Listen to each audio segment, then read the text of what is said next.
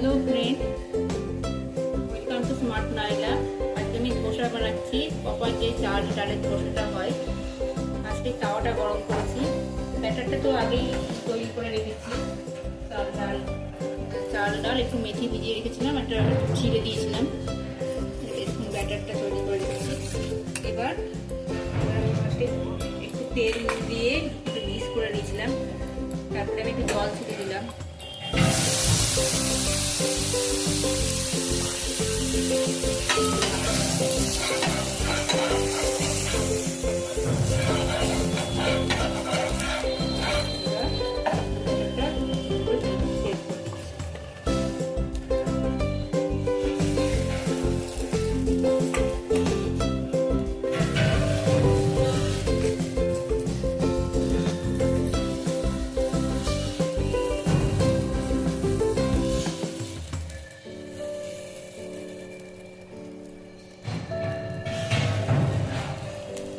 ছোট করেই দিলাম, বেশি বড় করলাম না।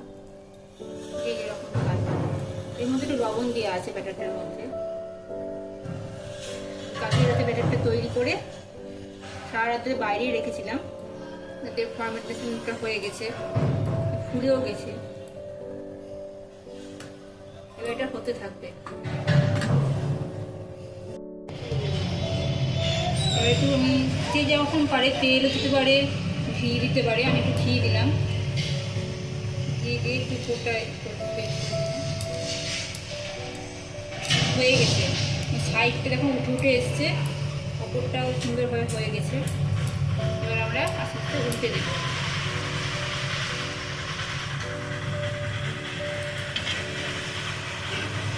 উল্টে রেখে আস্তে আস্তে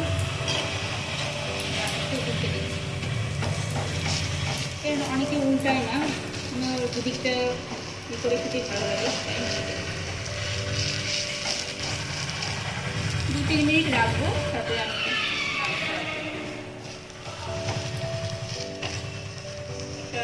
স্প্রেড পিসের মতো হচ্ছে। অনেকে চিজ পিস খেতে ভালোবাসে। চিজ পিস সেটা করতে গেলে আরেকটু ফ্রাই করতে হবে, একটু রাখতে হবে।